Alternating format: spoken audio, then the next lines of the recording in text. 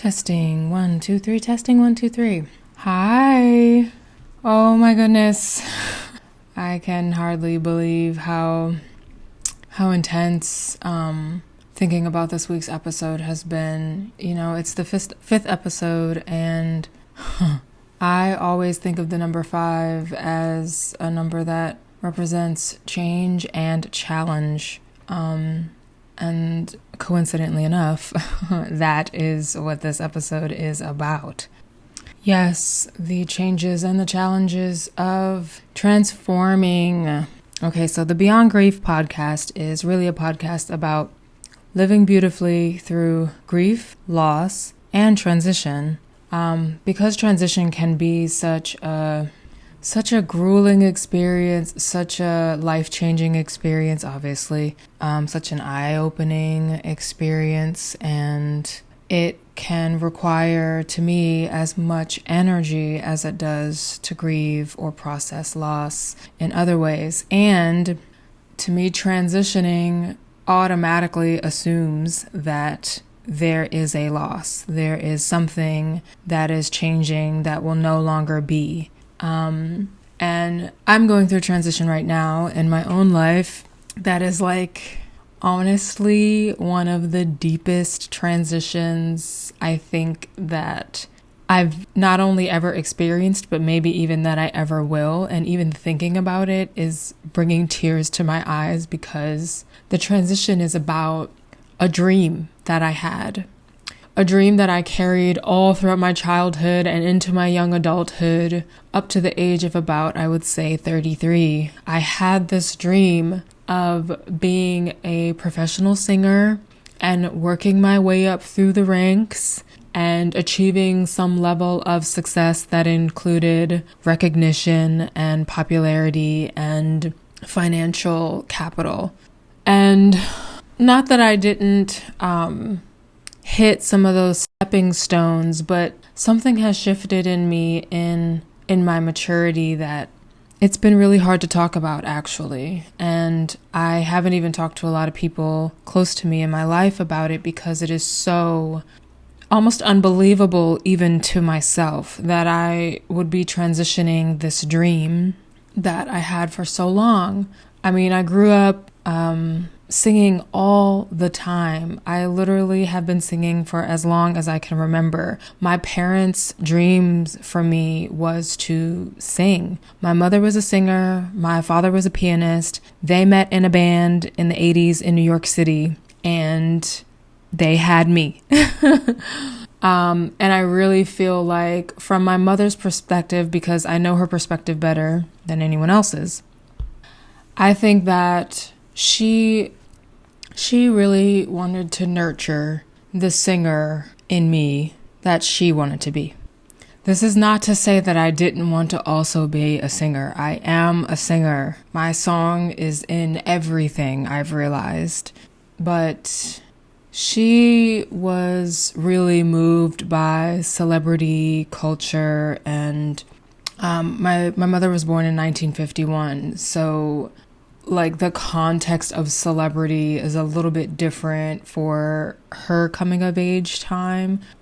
She came of age in the 70s, late 60s, early 70s, and traveled a lot, traveled the world, traveled the US, lived in different places, worked as a model, worked as a singer, was always really attracted to great Black female singer legends.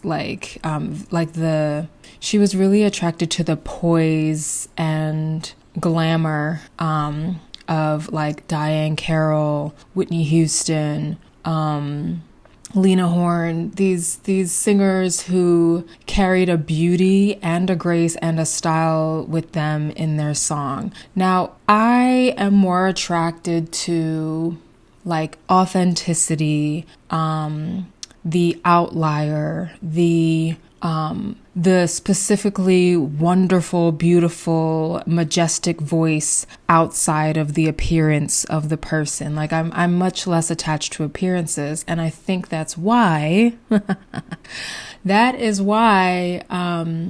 this dream has been so difficult for me to reach, and why I've been distancing and separating myself from at least the ideas of the dream. Again, I will always sing. Singing is a part of my makeup. It's a part of my blood. It's a gift that my parents and my ancestors gave to me that I think I will always use. It's a way that I communicate with the cosmos, with myself, with God. The older and the more mature I get, the more closely I am aligned with God. I know that song has its place in my spiritual practice and my communication and relationship with God. But I have found God most prevalently, most availably, and most obviously in the natural world. So after my mom died in 2010, I spent months with 2 photographs on my bedside. They were photographs from her collection. I don't know where they were. They didn't have any labels or writing on them. But one photograph was of a valley of trees, of evergreen trees, and a fog covered the valley. And I thought it was so beautiful. The green in the trees, the way the fog was rolled over the valley. I just knew I wanted to be in that place. And the second picture that I held dearly was of a rocky beach. So it was like definitely the ocean, but the ocean came up on sort of a rocky cliff. So it wasn't really, a small sandy beach like what I'm used to. These 2 photos I saw every day. I felt an affinity with them, a connection with them, that I should be in the place where these elements exist. Within a year, I moved to the northern coast of California, and I experienced just that. I lived in the evergreen trees in a valley where the fog rolled in every day, and it was the first time that I ever lived that way, so close to nature, so deep in it. We would call out over the valley to other people living on faraway farms. And I just loved that experience so much. It changed the course of my life. Again, I'm getting emotional because it was in that time where I had connection to this evergreen forest and the coast of California that was rocky and met right with the sea.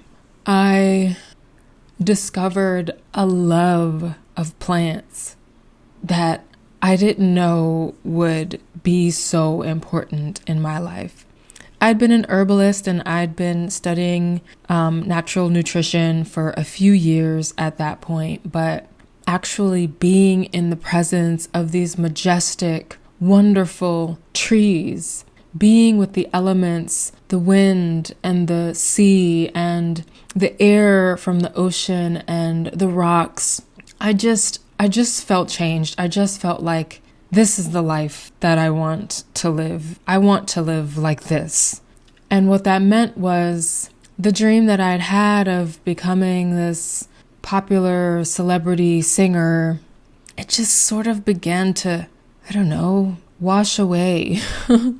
At least the popularity part, the celebrity part, the industry part, and certainly the things that I'd have to do in association with attaining that, I was not motivated by. I was actually anti-motivated. I was against. I have always been pretty modest, a little conservative in dress, because I grew up also Muslim, in a part Muslim, part Christian, part just spiritual Eastern religion household, which was wonderful. I'm so glad to have had all of that influence to reference. But I was finding my way into a brand new dream, and I was pretty timid about it. Again, this was between 2011 and 2012. 2012 rolls around, the end of the Mayan calendar, transition into a new earth, and I have been ever since increasing my relationship with the earth. And when I think of God, I think of all the ways that God is reflected through plants, and the ways that plants help us and speak to us and are our best companions on this earth. I've been really passionate about that for several years now, and I thought to figure out a way to merge the two passions, merge my passion for music and performing and all my educational background in it with this new and emerging leaf of like earth mama, goddess, light that was coming from forming a relationship with nature. And I still seek ways of doing that. I'm still attracted to how, for instance, shamans use song in medicine making. And I don't like to use the word shaman, but I know that it's recognizable because I think of medicine people as like so diverse. And when I think of, grandma's hands making and preparing teas and food for the family and her special dishes, the love that she puts in it, the way that she hums as she makes it, all of that is the medicine.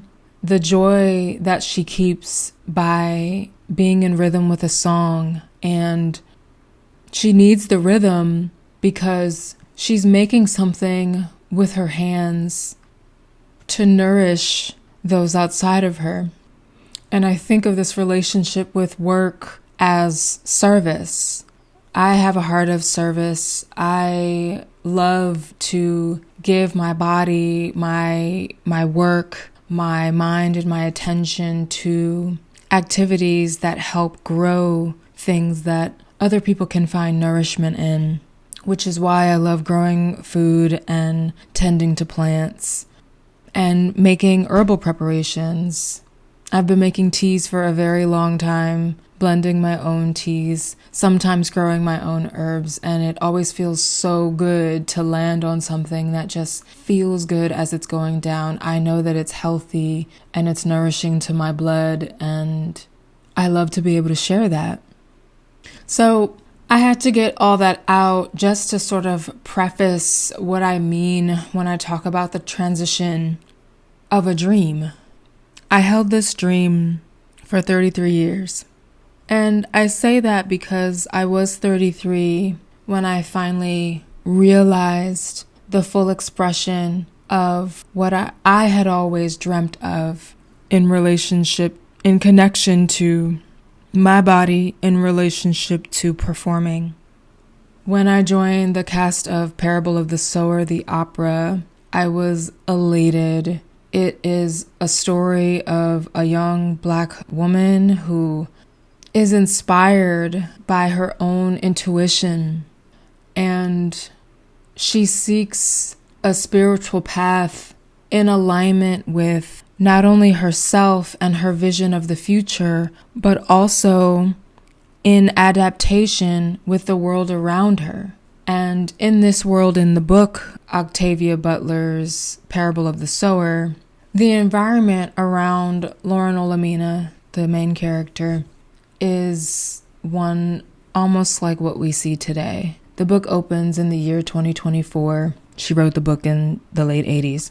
But the book opens in a world that is brought to its knees by climate crises, social collapse, a super right-wing religious dictatorship of a government spread through the U.S. It is so similar to what we're dealing with today. And when I got cast in the show in 2019, I read the book for the first time, and luckily I realized that I needed to learn more skills in self-sufficiency like Lauren had in the book. And that's when I moved out of the city full-time into the country, into the mountains, and started learning how to steward land in a rural setting and grow food enough to eat from and share. I knew that I would need time to do that, I wanted to be in preparation for the year 2024, and that it would take me about 5 years to learn how to do anything well.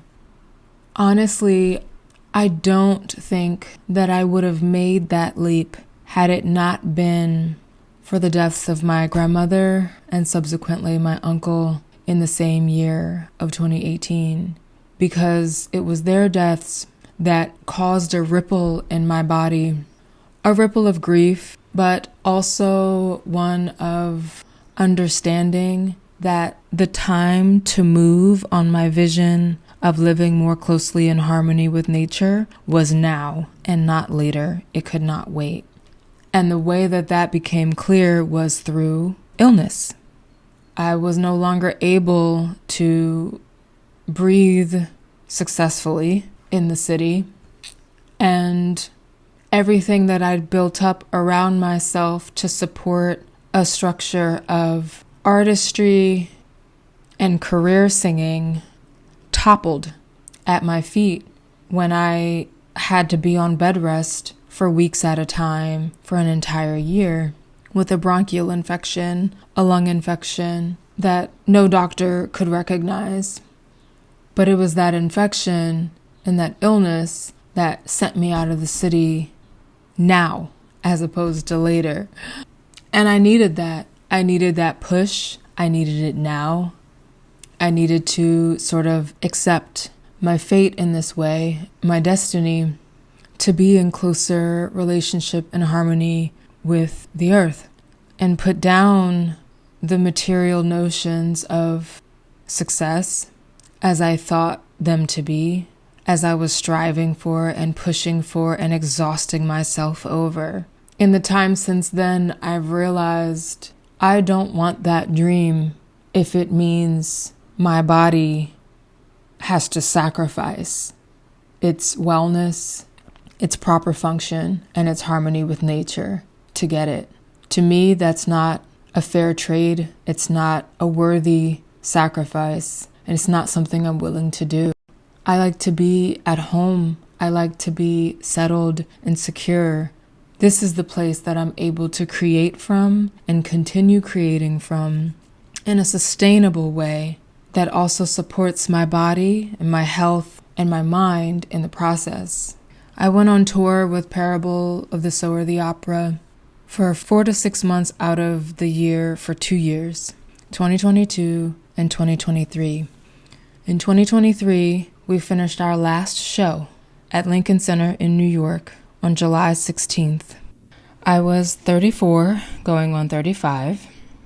A few days after the show, on July 19th, I spent my birthday in New York and went to the hospital where I was born, just to be in the same place that I knew both of my parents were, and to pay them homage for their oversight in seeing me through to the successful place in my singing career. I gave them thanks, and then I sat in Central Park, ate a sandwich, enjoyed quiet alone time in the spirit of Thanksgiving. And then a couple days later, I went home. I think that moment for me was really important for me. It was my parents' dream that I should become a famous singer, that I would do with my talents more than they felt they could do. Both of my parents had grown up poor in different parts of the world, and they came together in the city of dreams, where if you can make it there, you can make it anywhere. Neither one of them made it by their standards, but they passed their dreams on to me, and I took them on as my own. And there's no problem in that. I've had a wonderful life filled with art and expression. I went to school and learned some really beautiful methods of performing that I think have helped shape the way that I view expression and performing, but also what I know my body is capable of. Because it was through these expressions, through deeper learning about them, that I really found my calling to naturally and holistically heal my body and open my mind to remember the wide and beautiful variety of expressions that I have as a natural human being.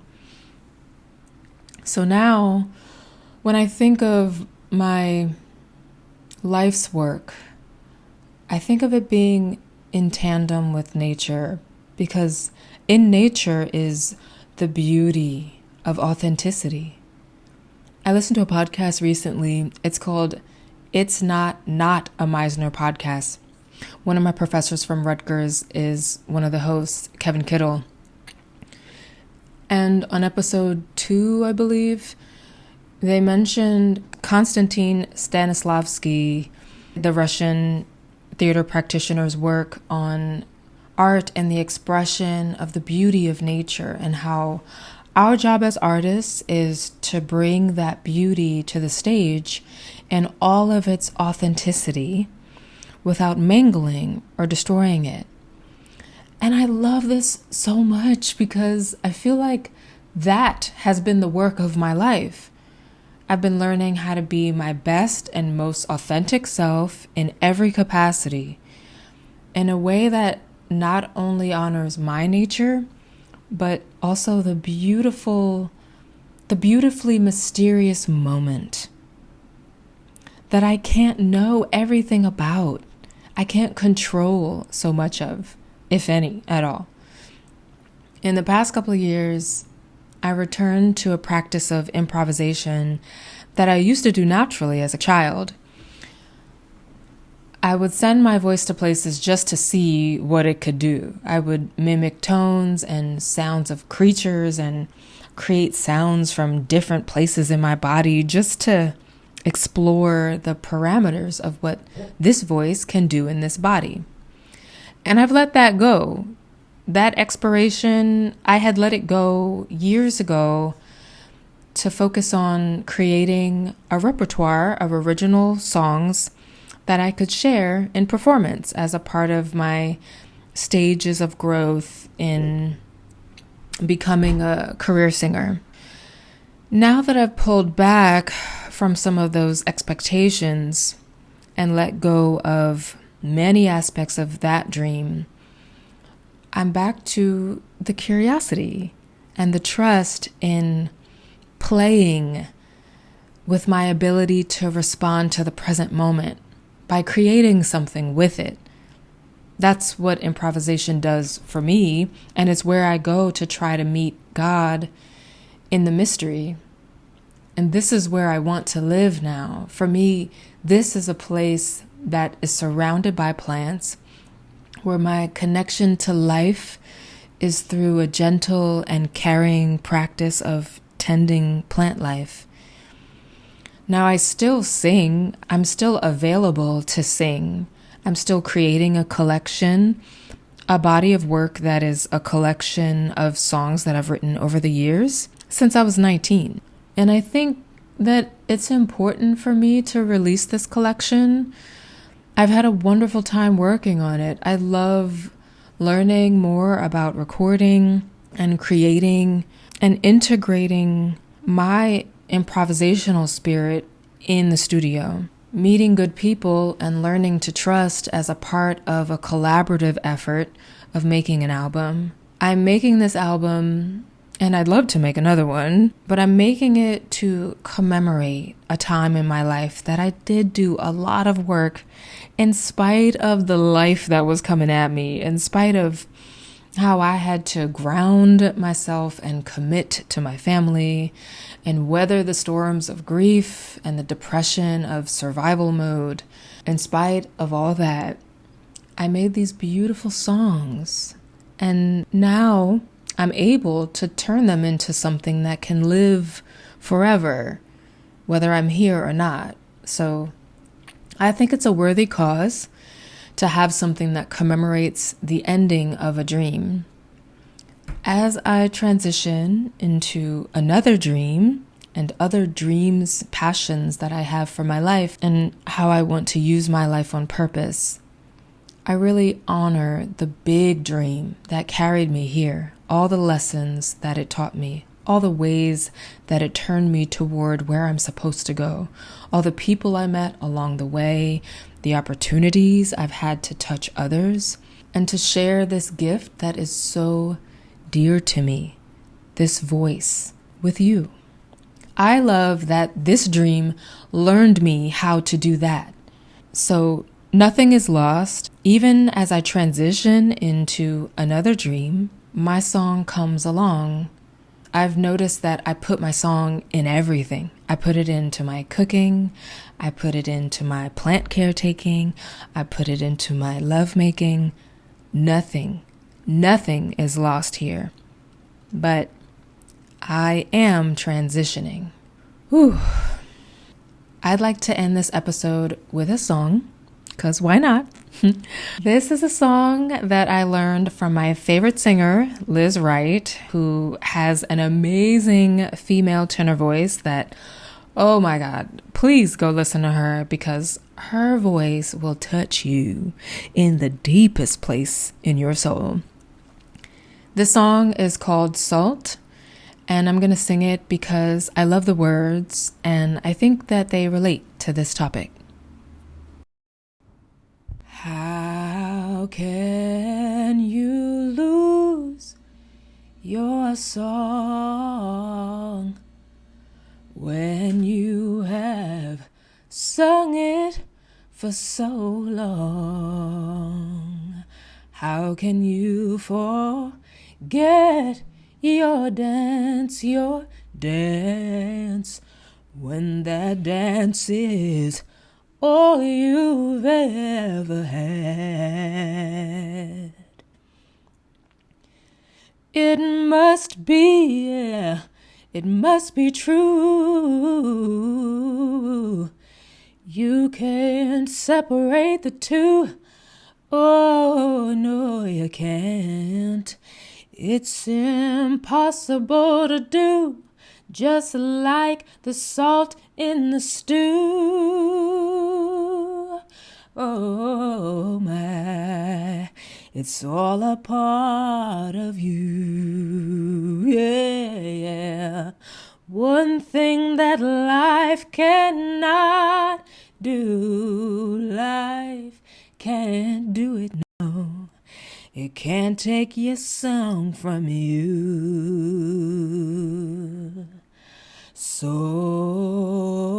when life brings a chance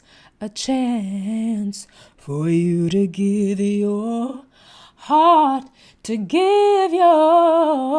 away, don't just stand there feeling scared. Don't be afraid, 'cause there could be a treasure right there. Now listen to the truth. It doesn't matter what you do. Yeah, you're still gonna be you, just like the salt in the stew. Hey, it's all a part of you. And one thing that life cannot do. Oh, can't do it, no. It can't take your song from you. Why?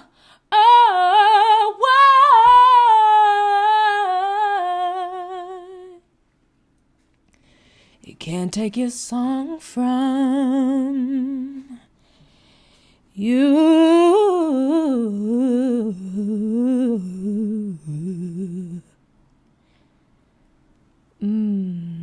Thank you, beloved.